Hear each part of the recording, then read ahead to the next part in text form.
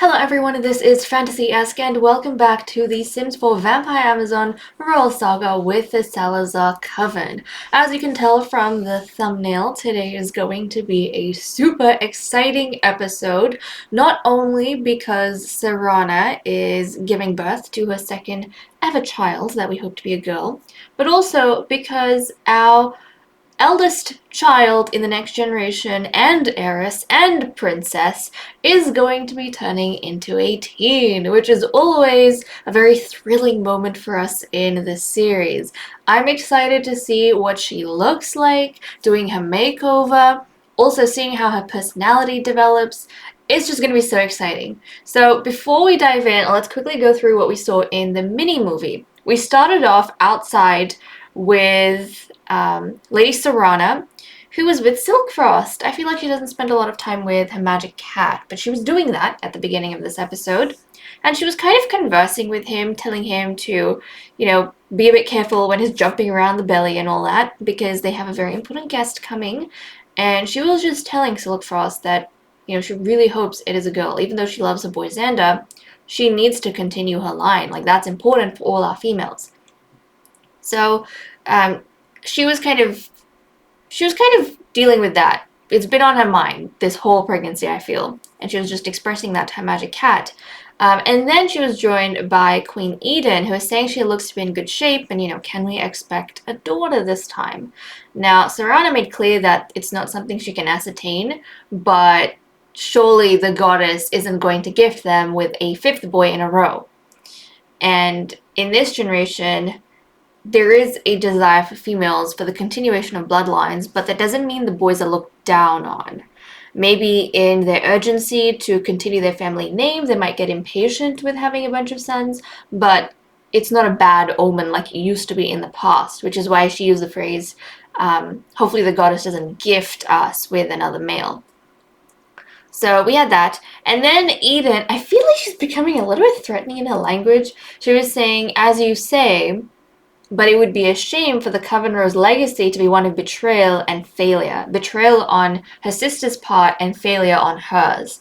So I have my fingers crossed for Serana. Hopefully she manages to deliver this time around. And then my favorite part of the mini-movie was actually right at the end when we had the moment between Guinevere and Princess Qaira. They were outside by one of the beautiful trees with the lanterns hanging from them. And Guinevere was saying, my dear Princess Qaira, your birthday fast approaches, how do you feel? Excited perhaps? Maybe nervous? Because, she's going to be older and have more responsibility. Qaira, she said that, she's so eager to have her powers. She was like, I'm so eager to have my powers, Aunt Guinevere, so I can start training with you and spend more time with you. Which is so sweet. And then Guinevere, she said, I look forward to that as well, my dear. So already we can see, compared to everyone else, Guinevere feels more comfortable referring to Qaira as my dear or Qaira rather than princess, which is a bit more formal. And I feel like the other ladies, when they're talking to Qaira, even Serana, who is friends with Qaira, she refers to her as princess or Princess Qaira. But Guinevere, she can't break those barriers with the queen anymore, but she's definitely trying with the princess, and I feel like she's succeeding. So we had that going on. As we know, when the princess becomes 18, she is going to be spending a lot more time with the champion. At least that's how it's supposed to be traditionally, because they need to strengthen themselves and improve their powers by training with the champion so they can be ready to challenge the queen. So she's already super close to her aunt, and I think she's really excited to be spending time with her. She doesn't have to be pushed along. Sometimes in the past, the princesses have had, or the heiresses have had to be nudged a bit by the queen to do what they have to do. But I feel like Qaira, she's on board and she loves it. So okay, we're going to dive right in. Everyone is already in the birth chamber, and Serana is in labor. We don't want to waste any time. We even have his son, Xander. Look at him, he's so cute. And Xander is so excited. Why is Xander so excited? Because he's going to be joined by a sibling. That's why he's excited. He might have a little brother or he might have a little sister. Fingers crossed for a sister, though. But yeah, if she has a boy, this is going to be like the fifth boy in a row. So hopefully that is not the case. But let's go ahead and dive straight into it. I don't think I want to dilly-dally and waste time. So Serana, let's have this baby. Are we going to have a baby girl or a baby boy? Let's see, Serana. Let's see. So here goes Serana having a baby, and she very desperately wants a girl, as we know. Very, very desperately wants a girl. Okay, Serana, what do you have for us? And it is a... It's a... Xander's coming over too, that's so cute. It's another boy! Aww. Poor Serana, it's another boy, but I love how Xander, as she was getting close, got up and he decided to get a bit closer to his mother. That's so sweet. But this is going to be... I feel like we've had a Samson. Logan... Chance. Lord Chance? Yeah, we have Channy as well. This is gonna be Lord Chance Coven Rose. So we have Channing, which I might confuse with Chance in the future, but I like this. Lord Chance Coven Rose. And just a boy! Oh no! Poor Serana, she had another baby boy. He looks to be his father's skin tone, which is exciting. She has one dark-skinned son and a light-skinned son. We've got some variation, I suppose. Aww, poor Serana. Well, it seems as though she did not get the baby girl she was hoping for. I don't know how the Queen's going to feel about this. We obviously know the Queen's point of view. She's going to view this as a bit of a failure on Serana's part. And this is the 5th boy we've had in a row. Now, this isn't great news. But it is good news, I suppose, or better news for whoever breeds next. Because that means, guys, that the chance of having a girl is going to be just a little bit higher for the next person to get pregnant.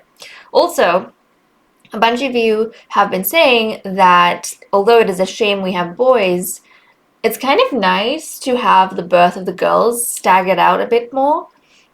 Because that way we don't get a whole lot of girls in one go, and we get to spend more time with each character and develop their personalities a little bit more, kind of like we've been doing with Qaira and Juno.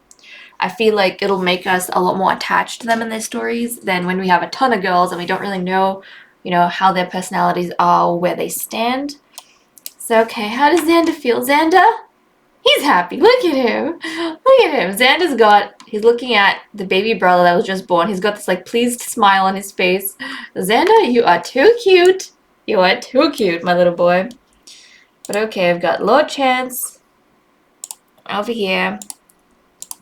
Yeah, she's got a whole heart. I mean, it's hard not to love your children, but she really did want to have a girl, which she did not succeed at. I mean, she's got quite a few days yet, so she could still have a baby girl in the future. But I don't know, things are not looking that great for her. I don't think... We actually haven't had a spellcaster with more than 2 children, I think. If she gets pregnant again, she will be the first spellcaster that's ever had 3 children, I think. Typically, the physicians, or in the past, alchemists, have only had 1 to 2 children before they've gotten their girl, or they stopped breeding, or they died. Yeah, fascinating. Fascinating. Now, what I'm seeing is that the children seemingly are inheriting either the mother or the father's skin tone. Which, I mean, hey, if that's the way things are, that's the way things are. But I would have loved if they had an in-between skin tone. In the past, we have had Sims with in-between skin tones. When the children are born, it's in between their parents. Either parents or in between. So it's kind of a shame that we didn't have that with Chance, but I don't know. We'll see when he gets a bit older. But apparently the skin tone that the babies have, they should be able to have every single skin tone in the game. I'm not too sure at this point. I'm not too sure. We've only had the really light-skinned children. and then the dark skin one with Xander, so I guess we'll have to see with time. But okay, that is done and dusted. I think the queen is, we're gonna focus probably a bit more on the princess and her having the birthday. We'll get all of that set up, and then we'll come back and have the birthday celebration. We'll get Lord Chance moved out so that he can go live with his father. I think they are at the Shadow Fort with the army. And then we can move our other ladies who are supposed to be at Eden Inn for Qaira's birthday. I think that'll be good. And I suppose, I mean, we'll focus in on the breeding next time. But that's going to be something for next episode. But now that we do have a breeding complete, the queen is going to be approaching the next female to let her know that after the princess's birthday, they will be expected to breed. So they need to, like, you know, mentally prepare for that. So the lady who is going to be breeding next will be, let's see if we can find her. Let's see if we can find her. Oh, I see her. I see her. The lady to breed next is going to be our priestess, Lady Catherine Dragon, who the queen has a bit of a romance with. But the queen is going to, let's have a look. The queen is going to give her a hug, and the queen is going to let her know that Lady Catherine, our priestess, will be up for breeding next after the princess's birthday. Now this is going to be a thrilling one for me because she has dusky skin. So that is going to be quite exciting. That is going to be quite exciting because we have, oh, be careful there, Lagatha. I see you flaming up. Be careful. But yeah, I'm excited for her because she has that dusky skin, that beautiful skin that is the, like, Ranarain tone that we had in the past, like the Luciana and Blaze tone. Look how surprised she is. She's so excited. Okay, that's great. That is great. I'm actually very, very excited for her. And whoever she's going to pair with, which I don't remember entirely if I had that planned. But let me know, guys. Who do you think Catherine should breed with? Who do you think Catherine should breed with? Among the males that we have available for her, in terms of, I think she can breed, I'll probably pair her up with one of the Salazars. But in terms of the males that haven't been bred with just yet, like the Salazar males, we actually have, where are they? We'll go through Guinevere because it's easier to see with her. So we've got a bunch of males actually that she could breed with. Where is, I want to keep my eye on Catherine. They're still in the dark forms, but she could breed with Dylan, who is over here. I don't think Dylan's been bred with. She could breed with Dylan over here. She could breed with Beckett. Beckett over here. She could also breed with Ronald. So Ronald over here. She could breed with Bo. There we go. And she could breed with Ray. So we have about 5 Salazar males that she could be paired up with. So let me know, guys. Who do you think I should breed Catherine with? I will see which kind of combo or match I'm really excited about, and then I'll probably go with that. But it'd be nice to know your opinion as well. But okay, let me get this celebration of Lord Chance's birth over and done with. We'll get it moved out. We'll get everyone ready for the princess's birthday, and then we'll jump back in to continue stuff. Okay, everyone, it is 4 p.m. on Friday. All our important family members have returned to Castle Eden, including Elaine. She is with us as well. Everyone is having a good time laughing with each other in the dining room. We're all together, we're all seated and ready for Princess Qaira, our heiress, to blow out the candles and age up into a teen. I am so excited and so thrilled, and then we'll just let everyone interact with each other, see how things go. Obviously, we'll take a look at how she looks, her personality first of all, how it's developing from someone who loves and is fascinated by spellcasters and magic cats to something new. We'll see whether or not Guinevere's influence maybe has played a role in the type of personality our princess is going to develop. So we'll do that, and then obviously we'll take a look at how she is in appearance before the makeover, and then we'll come back after I've done the makeover, take a look at her again, and then we'll probably just let everyone interact. So, okay, I'm excited. I'm excited. And then I think we'll call over her companions as well, so that we have some of her friends and even her brother and cousins attending this event. So let's not waste any more time. Qaira, blow out the candles, honey. Let's blow out the flippin' candles. We need to take a look at her, though, as a child, because this is the last we're going to see of her as a child, guys. This is the last we're going to see of her. Her eyes are a very interesting color right now, admittedly. Why are your eyes that color? Oh, okay. Never mind. The yellow is there, but sometimes the custom eyes, they roll around and they look a bit odd. But Qaira, guys, she's not going to be a child anymore. I'm going to miss her so bad. I feel like she was so cute as a child, and I loved her as a child. Feels like she's been with us forever, so I'm excited, but I'm sad that she's going to be leaving us. Little Qaira is leaving us, guys. Okay, hold on. I might actually have to get out of tap mode so that we can be present for the trait change. Oh, where's she going? Where's she going? Hold on a second. Where are you going, honey? Where are you aging up? Where is she aging up?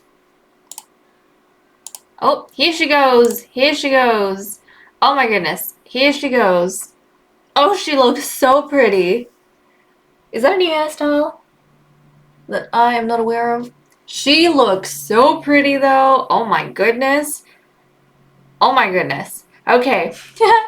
Before we dive into that, I need to go ahead and randomize a trait. If it completely doesn't make sense to me, then I'm gonna roll again. But if it does and we can work it into the personality she already has, then we will stay. Okay, let's have a look.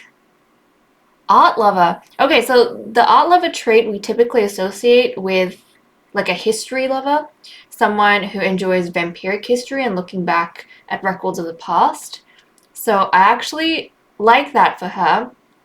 Maybe as like an heiress now growing into her responsibilities a little bit more, she's taking her role a bit more seriously, and even like in the studies they've been doing, like she and her sister Juno, the studies they've been doing under the scholar Meredith, looking at vampiric succession and a whole bunch of other things, I feel like she's someone who takes what she's being taught seriously and is genuinely intrigued in how the society has developed so far and where it's going, and even, like family history. So I actually like that for her. Cat lover and art lover. Beautiful. And for this, I suppose we could go with maybe friend of the animals. Friend of the magic creatures. That I'm okay to leave that be. We don't really focus on it too much. Oh my goodness. Okay, hold on, guys. Hold on. Oh, I think this is one of my custom hairs. We need to take a look at her before we give her a makeover. And already, like, oh my goodness, she looks so pretty. Can we just take a look at her? She looks gorgeous. Look at this. She's so cute. Obviously, we need to give her the proper, custom skin and eyes, and correct a few things. But she looks gorgeous. Oh my goodness. Princess. she's got that Ranarine, the Ranarine features, but I feel like she's got a good combination of the Ranarine features and her mother's features. So that's kind of interesting. I feel like she might have like her mother's kind of, I think she has a bit of her mother's nose and maybe side profile a bit, but a more exaggerated. She's a good blend. I love her. And obviously she needs her circlet. I flippin' love her. And I think she's got more of her mother's mouth as well. Like her mother's lips. Oh, you are gorgeous, child. You are just gorgeous, Princess Qaira. We are definitely going to be giving you a makeover, honey. So I'm gonna take off. Let's actually take a look at her profile before we do the makeover. Where'd you go? Where'd you go?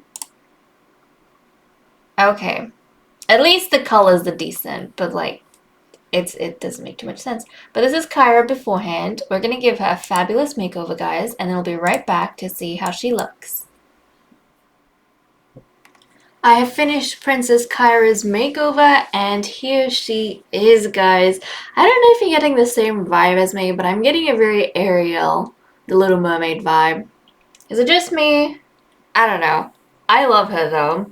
So she has brighter red hair than she did as a child and as a toddler, which I think looks very nice on her. And she's got like a vibrant pink sort of palette with a little bit of like blush colors in there, depending on what I could find, because you can't always find stuff that's in the same color scheme, with accents of red to match her hair, and then white and gold. So that is our princess. Let's take a closer look at her face because she is flippin' gorgeous. Look at this, guys.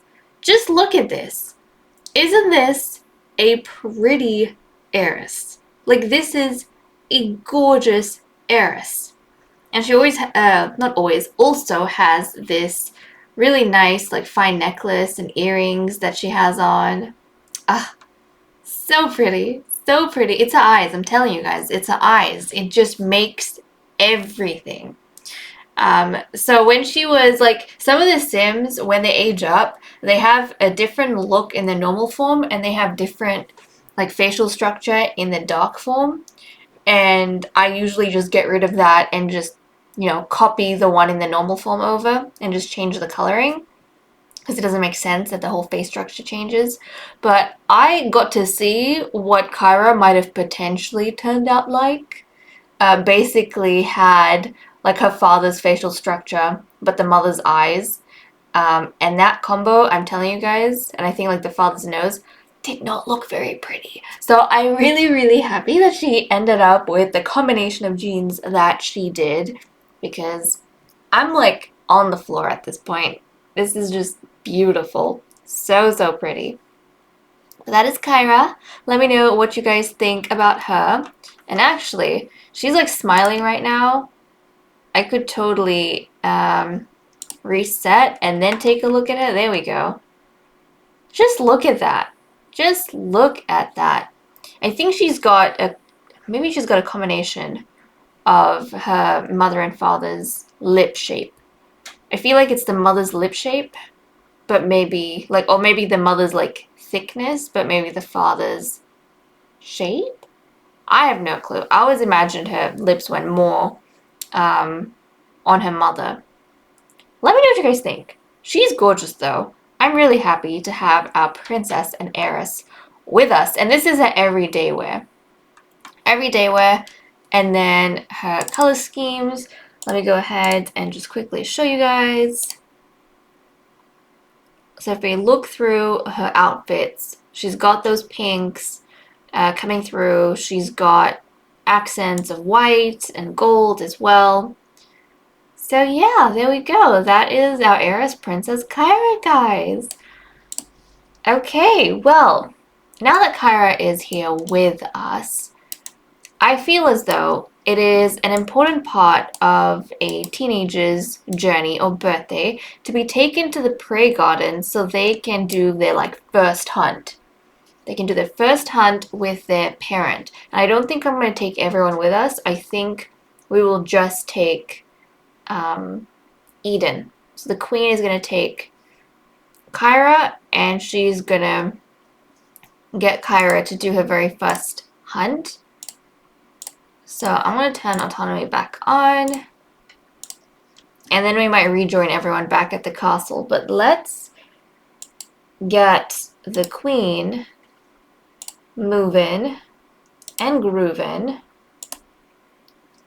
So let's travel. Let's go and travel with Princess Qaira. And I mean, previously we used to take quite a few members of the coven with us, but I'm thinking it'll be better to make it private. So, you know, a teen's mother is the one that takes her to her very first hunt. It's like ritualistic. Normally the blood givers are called to the castle, but we're going to go to the prey garden. We're going to head over to... we'll head over to this prey garden. But yeah, it is ritualistic, so I feel like maybe just the mother and daughter. It helps them bond as well. So that'll be exciting. Definitely Qaira is going to be spending a lot more time with Guinevere in the future. But for certain things like this, it is kind of hard for Guinevere to replace Eden when Eden, you know, is still alive and doing well. And if, you know, we ever have a situation where there's a teen whose mother has died, then most likely the queen is going to be the one to take them on this hunt. Okay, so it is 6 p.m. They should be okay staying out, maybe? They should be okay staying out. So the queen is going to hunt first, just so she can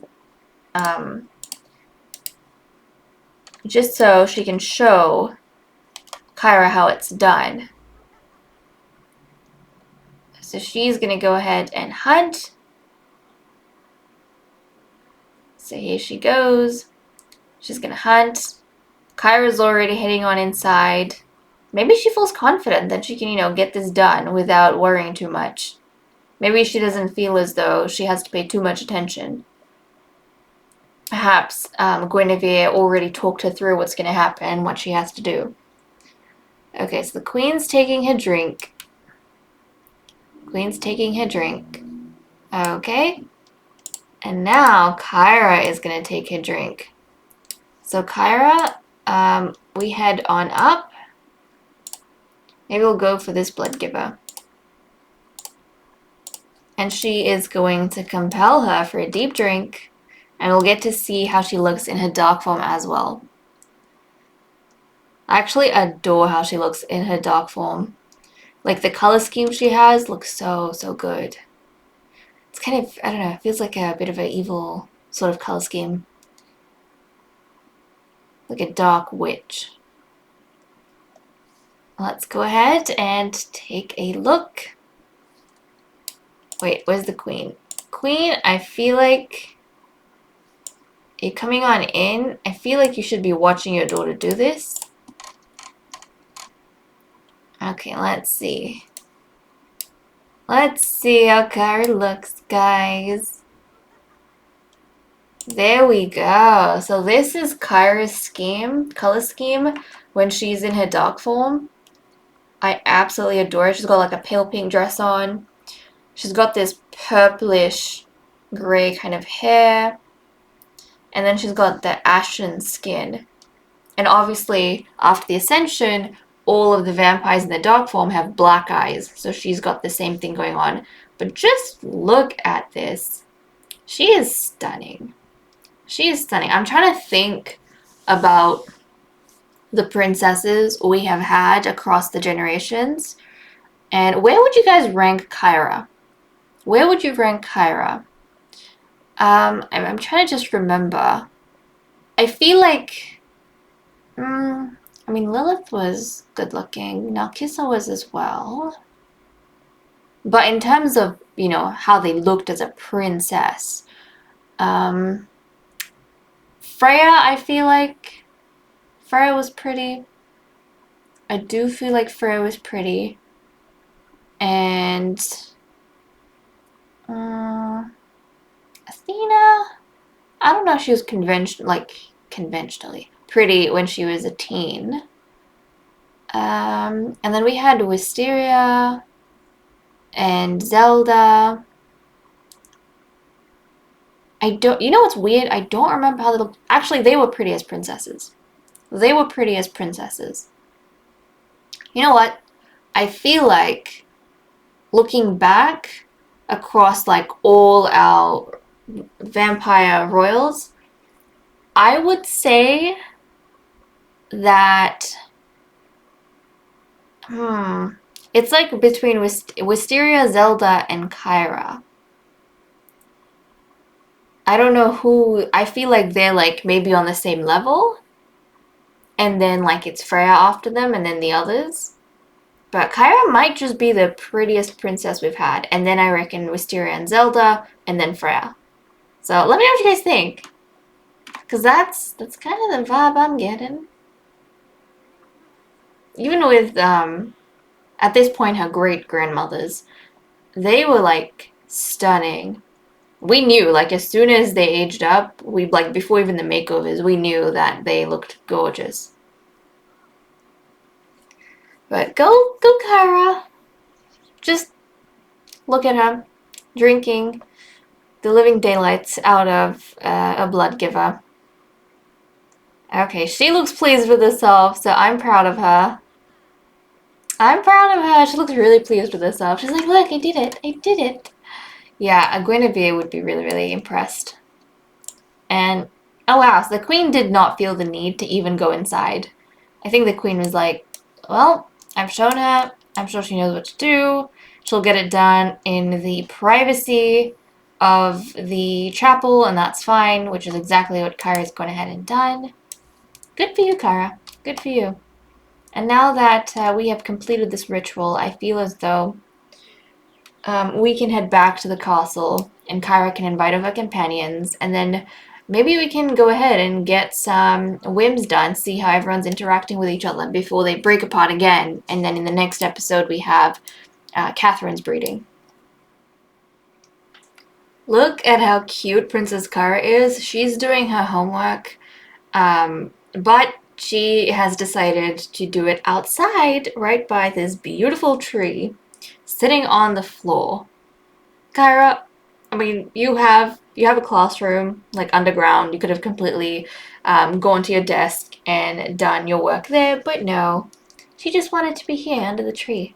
And now she's going to chat with Channing. Also, guys, I realized while I was looking at her companion group, she is really good friends with Channing, and they're like not related closely. They are distantly related, but they're not closely related. So I don't know. Do you think maybe like in the future they could become childhood sweethearts? That would be interesting. That definitely would. I mean, the only people should be able to flirt with would be Ari, Channing, and Xander, like when he comes of age. Because everyone else is related to her. Like Griffin and Sage are her cousins. Rusty and Juno are her siblings. So that would be interesting, I feel like. I didn't realize how close they were, but she's the closest, in terms of children, she's closest to Channing.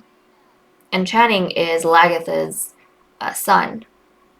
So that I thought, actually, no. Ari's Lagatha's son. Channing is Meredith's son. That's right. That's right.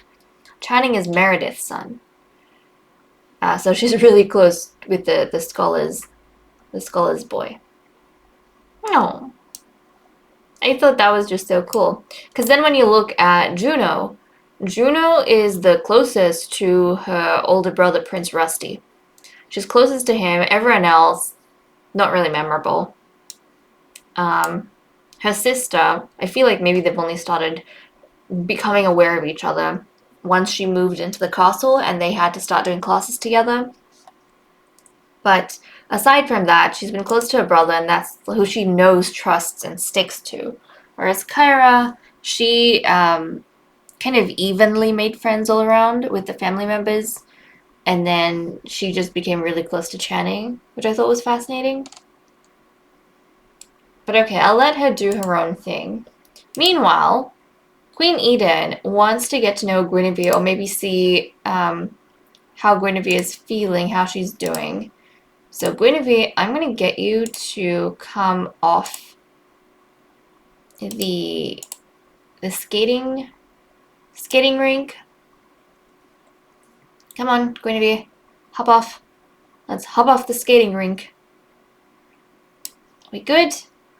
Right, because the queen wants to get to know... You know what I think this is about? I think the queen is wanting to find out what Guinevere's plans are for training the princess. Now that she's a teen, she has access to her powers, she can start honing her skills and really getting that fitness skill developed. So I think that's probably what the queen is most interested in. Like, what plans do you have for my daughter, and how are you going to go about this? Because she's your now primary focus. So the queen's going to go out to get to know Guinevere and her plans. And I'm so excited for Guinevere and the princess to spend time together.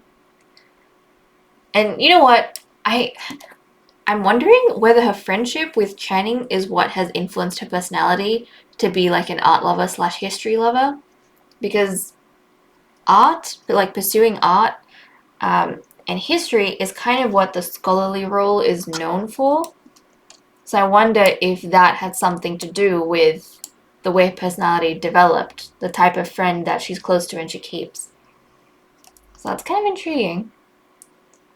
Okay. She seems inclusive and reflective, which is good, I feel. Okay, they're going to discuss among themselves. Meanwhile, Serana over here, guys, has been having some curious whims, especially for Lagatha, because she wants to flirt with Lady Lagatha. I don't know how wise that is, but I guess if she wants, she can go ahead and do it. I'm going to let her. It might just be a fleeting kind of wish, but that's what she's wanting to do. Now, if I'm not mistaken, I think when she first joined and she had a birthday into an adult, Lagatha was the one vampirist that went into her room and wished her happy birthday personally.